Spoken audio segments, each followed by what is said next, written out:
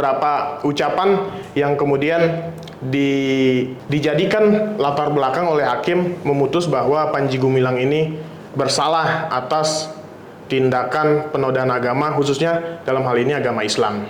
Putusannya, hakim memutuskan agar dipidana selama 1 tahun. Terhadap putusan, apakah sudah memenuhi rasa keadilan bagi masyarakat? Sebetulnya putusan 1 tahun sebetulnya sangat ringan ya. Bagaimana tuh tindak pidana pencucian uangnya itu? Ketika Panji Gumilang ini muncul ya ke publik menjadi ramai kembali, bisa jadi trigger untuk pihak polisian mengusut kembali apakah memang ini TPPU-nya jalan atau dihentikan atau seperti apa.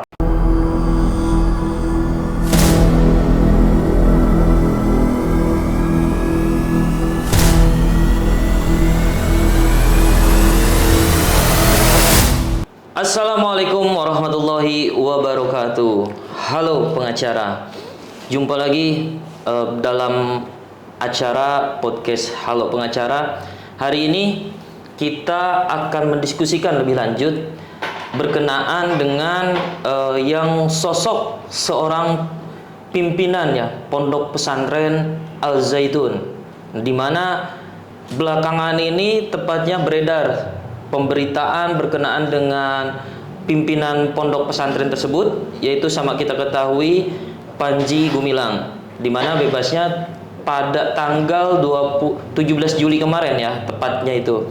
Nah, lebih jauh kita ingin mendiskusikannya bersama dengan narasumber kita yang alhamdulillah telah hadir di sini dengan saudara advokat Hujjatul Baihaqi. Selamat siang, Pak Baihaqi. Selamat siang. Nah, sama kita ini kan tahu nih, belakangan beberapa tahun ke belakang ini ada suatu isu ataupun suatu kasus yang menjadi skala nasional, sorotan publik. Nah, cuman belakangan ini kita sama tahu bahwasanya beliau tiba-tiba sudah bebas. Nah, saya pengen tahu tuh, kita kilas balik lah kira-kira atas Panji Gumilang ini. Nah, apa sih dengan profesi saudara Hujjatul Baihaqi ini dalam hal dakwaan ataupun proses dan mekanisme hukumnya seperti apa, biar menjadi para pengikut Halo Pengacara ini menjadi tercerahkan sekaligus tercerdaskan, kira-kira begitu dah. Nah, coba tolong dijelaskan lah kira-kira kelas gitu, kumaha lah gitu. So, mangga. Iya, kayak saya selamat ini berjumpa kembali dengan Kang Dwi nih. Saya biasa menyapa Kang Dwi. Kalau misalkan ngobrol sama Kang Dwi ini kadang-kadang saya lebih sering ngerasa lapar gitu, karena kalau misalkan ini ada nuansa Sundanya, kayak ada suara nuansa Sunda. Kalau rumah makan Sunda tuh bikin lapar gitu, kayak inget sambal, lalapan segala macam. Oke, itu ya itu gini, balik lagi soal Al Zaitun ya, Panji Gumilang. Jadi memang ketika dia dibawa ke ranah publik ya, permasalahan ini memang ada beberapa tuduhan-tuduhan terhadap Al Zaitun sendiri sebagai pondok pesantren dan juga Panji Gumilang sebagai individu atau pimpinan dari pondok pesantren tersebut. Nah, yang mau kita bahas mungkin tentang keluarnya ya. Dia kemarin itu kan dia sudah bebas murni. Dia didakwa dengan 3 dakwaan. Yang pertama, dakwaan pasal 14 ayat 1 Undang-Undang Nomor 1 Tahun 46, kemudian 14 ayat 2 Undang-Undang Nomor 1 Tahun 46, kemudian pasal 15-nya Undang-Undang Nomor 1 Tahun 46 juga, itu tentang berita bohong yang mengakibatkan keonaran. Kemudian di dakwaan keduanya itu pasal 156A tentang penodaan agama. Yang ketiga itu tentang ujaran kebencian terhadap SARA melalui media elektronik gitu ya. Dakwaannya. Oh, dakwaannya seperti itu. Ya. Terus hal-hal yang kiranya membuktikan daripada dakwaan tersebut berdasarkan fakta persidangan itu dakwaan berapa yang dikenakannya itu, saudara Panji Gumilang ini? Iya, kalau misalkan kita lihat dari mekanisme struktur dakwaannya kan dia itu alternatif ya, atau ya 3 itu dia atau, sehingga hakim ketika itu memilih salah satu daripada ketiga dakwaan itu yang dianggap terbukti menurut hakim waktu itu adalah pasal 156A KUHP tentang penodaan agama. Tentang Gitu. penodaan agama. Ya. Nah, itu penodaan agama itu ancaman maksimalnya itu daripada KUHP tersebut berapa sih? Tentang pasal ini 156A ini ya, itu dia ancaman maksimalnya 5 tahun. Nah, saya akan sedikit ini ya, bicara soal 156A ini agak bicara sejarah ya gitu kan. Ya. Ini mungkin supaya tahu juga, mencerdaskan gitu ya. Mudah-mudahan kita transfer ilmu gitu di sini. Nah, pasal 156A ini sejarahnya sebetulnya adalah merupakan pasal sisipan. Kalau misalkan kita bicara KUHP yang kita gunakan adalah sebetulnya peninggalan Belanda. Nah, ketika itu pasal 156A itu belum ada. Yang ada itu tentang ujaran kebencian terhadap kelompok gitu, pasal 156. Bukan 156A. Nah, 156A ini kenapa ada timbul? Ketika itu tahun 60 juga marak tentang penistaan agama. Sehingga Presiden Soekarno ketika itu menyisipkan atau membuat PNPS, namanya PNPS, Undang-Undang PNPS nomor 1 tahun 60. Itulah yang kemudian disisipkan pasal 156A itu di dalam KUHP yang mengatur tentang penodaan agama dalam KUHP gitu. Oh, jadi seperti itu. Nah, inilah kira-kira yang maksudnya dari ya advokat daripada Hujjatul Baihaqi ini tadi merasa lapar itu bukan lapar perut. Inilah kira-kira lapar dimaksud itu lapar pikiran, lapar biar mendapatkan suplemen gizi-gizi, termasuk kita transfer gizi nih. Karena kita kan daripada dapat makan siang gratis lain-lain, barangkali inilah yang pentingnya kita itu mendapatkan suplemen gizi dalam konteks pikiran, pendidikan. Kira-kira ini yang dimaksud lapar. Ya walaupun sebagian besar ada juga lapar sih. Kaos gitulah intinya. Nah, lanjut. Menarik tadi seperti dijelaskan pasal 156A itu adalah pasal sisipan dan lebih lanjut seperti tadi yang sudah disampaikan oleh Hujjatul Baihaqi. Lantas yang dinyatakan dalam konteks kita berarti saat ini kita fokus kepada apa yang dituntut atau apa yang menjadikan alasan ataupun menjadikan suatu keyakinan daripada penuntut umum itu dari beberapa daripada dakwaan pertama, kedua dan ketiga itu pasal 156A. Nah, kenapa itu kira-kira tuntutan daripada jaksa penuntut umum itu apa tuh dan apa yang melandasinya kira-kira? Iya, jadi ketika itu penuntut umum ya mendakwa pasal-pasal tersebut dengan dilatar belakangi peristiwa ucapan-ucapan dari Panji Gumilang yang agak panjang sebetulnya ya khutbah-khutbah tersebut, tapi saya akan simpulkan mungkin dari beberapa perkataan itu. Yang pertama tentang Vatikan lebih baik daripada masjid, atau mungkin nanti akan bisa ditayangkan ya nanti ya tentang kata-katanya itu. Kemudian yang kedua tentang Al-Quran adalah kalam Nabi Muhammad gitu. Sedangkan dalam pertimbangannya hakim membandingkan dengan ayat-ayat Al-Quran yang mengatakan bahwa kalau misalkan Al-Quran itu bukan kalam Nabi Muhammad, dan itu sudah dibahas sebetulnya sejak lama oleh para ulama, dan itu dikutip juga dalam putusan hakim bahwa Al-Quran itu bukan kalam Nabi Muhammad melainkan firman Allah gitu. Dalam putusannya disebutkan seperti itu. Kemudian yang ketiga adalah tentang Allah tidak mengerti bahasa Indramayu gitu. Ini saya akan bacakan sedikit ya. Ya, silakan.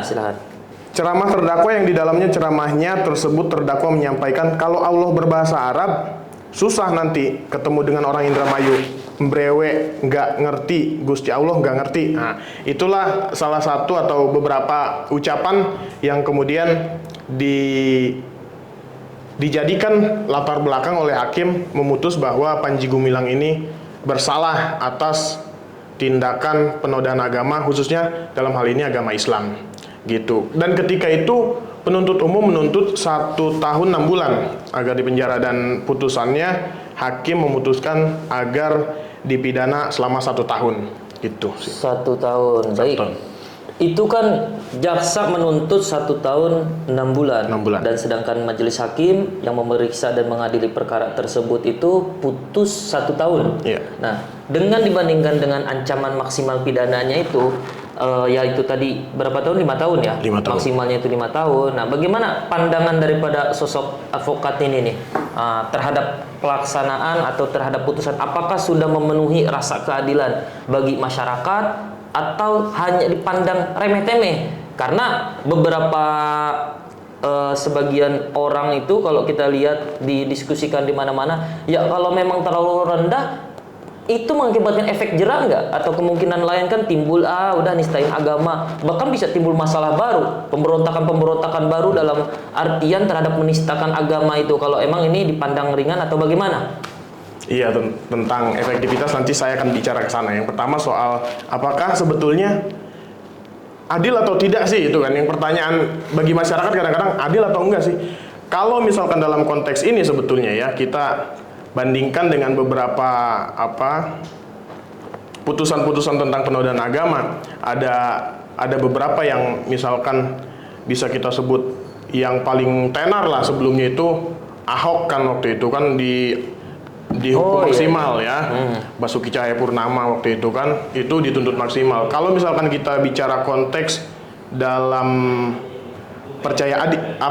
perkara adil atau tidak sebetulnya dalam konteks ini kita lihat sosok Panji Gumilang yang luar biasa.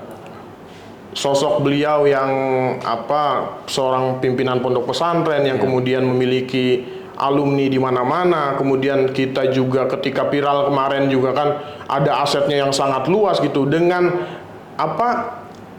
sosok dia yang begitu besar, kemudian perkataan-perkataannya yang telah terbukti itu setelah melakukan penodaan agama. Sebetulnya putusan 1 tahun sebetulnya sangat ringan ya, ringan ya. Sehingga gini, kalau misalkan bicara soal penodaan agama, ada beberapa faktor yang kemudian bisa kita diskusikan tentang apakah efektif atau tidak sih sebetulnya pemidanaan ini.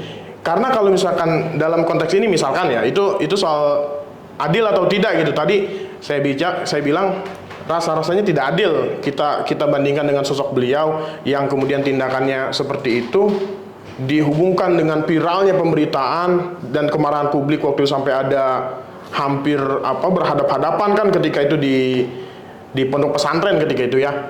Nah, itu 1 tahun itu sangat ringan. Itu yang pertama. Kemudian yang kedua soal efektivitas. Sebetulnya tentang pemidanaan agama ini ada banyak hal yang harus dilihat. Karena penodaan agama ini tidak melulu soal tindakan dia soal menodai agama. Ada juga tentang penodaan agama yang berasal dari pemikiran. Ya. Dari pemikiran, dari paham-paham. Nah, kalau misalkan dalam hal ini nih si Panji Gumilang ini kita lihat bahwa dia seolah-olah meyakini apa yang disampaikan itu adalah benar. Nah, inilah sebetulnya yang harus kita lihat bahwa ada yang salah dalam proses pemidanaan terhadap para pelaku penodaan agama. Memang kalau misalkan kita bicara pemidanaan hari ini hanya soal pemidana badan gitu. Sedangkan sumber daripada dia melakukan tindak pidana yaitu pikiran itu tidak bisa dilakukan dengan pemidanaan badan. Sehingga banyak dalam beberapa kasus pemidanaan itu penodaan agama itu berulang. Gitu, berulang. Nah, dalam hal ini tidak menutup kemungkinan Panji Gumilang ini akan melakukan penodaan agama yang berulang gitu. Karena dasarnya adalah pikiran, paham-paham dia. Nah, itulah yang sebetulnya menjadi PR karena ada beberapa juga misalkan Lia Eden yang sampai meninggal dia masih begitu. Kemudian ada Ahmad Musaddiq yang 2 kali juga begitu. Ada banyaklah soal penodaan agama itu sehingga perlu pemikiran ulang. Baik. Kesimpulannya berarti putusan daripada 1 tahun itu tidak memenuhi rasa keadilan ya, terlalu ringan ya. Ya, terlalu ringan. Baik, tapi kalau kita lihat itu di dalam ini nih sistem informasi penelusuran perkara Pengadilan Negeri Indramayu, bahwasanya pada tanggal 27 Mei itu nih saudara Panji Gumilang ini itu beliau itu melalui kuasa hukumnya tentunya. 27 Mei itu kita lihat beliau mengajukan upaya hukum peninjauan kembali. Nah, PK kira-kira. Nah, bagaimana itu dengan beliau mengajukan hal tersebut? Nah, ini sebetulnya kalau misalkan, iya saya juga mendapatkan informasi tentang adanya PK yang dilakukan oleh Panji Gumilang ya. Meskipun dalam banyak pemberitaan itu nggak ada, nggak disebutkan. Nah, PK ini sebetulnya memang dapat diajukan oleh seorang terdakwa atau misalkan keluarganya, itu boleh juga dilakukan PK. Tapi juga PK itu tidak akan atau tidak boleh melebihi atau mengurangi tentang putusannya gitu. Putusan sebelumnya dalam hal ini dalam hal ini putusan yang tingkat pertama ini yang sudah selesai, yang sudah inkrah ya. Dan itu pun diajukan bila seorang itu telah melaksanakan hukumannya gitu. Oh, jadi seperti itu ya. Nah, terus kita kan bersamaan sebetulnya kalau kita ikutin daripada jejak digital itu, beliau pun pernah kalau tidak salah itu dilaporkan ya berkenaan dengan TPPU-nya tuh. Nah, bagaimana tuh tindak pidana pencucian uangnya itu sampai sekarang itu kan kita tidak mendapatkan informasi yang begitu jelas nih, baik dari dalam hal ini dari aparat dari pihak penyidik atau bagaimana dalam menangani perkara tersebut. TPPU ini perkembangannya itu bagaimana? Apakah sudah P21 atau sudah sidang atau bagaimana itu? Sampai sejauh ini memang belum ada informasi lanjutan dari pihak kepolisian ya. Kita tahu kan ada beberapa kasus yang saya bilang tadi, baik pondok pesantrennya, kemudian Al Zaitun sebagai lembaga, kemudian ada juga tentang Panji Gumilang ini. Nah, ada laporan juga soal TPPU, betul. Tapi sampai dengan saat ini belum ada informasi lanjutan tentang proses tersebut. Nah, ini yang mungkin kemudian bisa juga ketika Panji Gumilang ini muncul ya ke publik menjadi ramai kembali, bisa jadi trigger untuk pihak kepolisian mengusut kembali apakah memang ini TPPU-nya jalan atau dihentikan atau seperti apa. Kalau misalkan memang jalan, ya harus jalan, harus segera supaya publik tidak bertanya-tanya seperti Kang Dwi tadi tanyakan. Ini bertanya-tanya juga pasti mewakili perasaan publik gitu kan. Tentu. Kalau misalkan memang tidak terbukti, ya sampaikan tidak terbukti supaya orang Panji Gumilang ini juga haknya itu sebagai warga negara tidak terkatung-katung dalam proses pertanyaan-pertanyaan yang publik ini tanyakan, TPPU segala macam, TPPU-nya ada atau enggak, seperti itu. Diskusi kita berkenaan dengan Panji Gumilang ini kan tadi sudah cukup kira-kira menambah kelaparan kita ya, untuk menambah gizi kita mudah-mudahan ini berkenaan dengan ya sebagaimana tadi yang sudah disampaikan atau dikemukakan oleh advokat muda kita ini, Hujjatul Baihaqi. Nah, kira-kira untuk pertemuan kita hari ini kita sudahi terlebih dahulu ya. Cukup. Kita tosan heula gitunya. Kira-kira ya. Ya, sakitu wae. Sampai di sini aja kita untuk menyapa Halo Pengacara ini. Nanti kita sampai jumpa pada diskusi atau season selanjutnya di Halo Pengacara. Terima kasih. Sudah baik lagi. Ya, dari saya cukup. Sekian. Wassalamualaikum warahmatullahi wabarakatuh.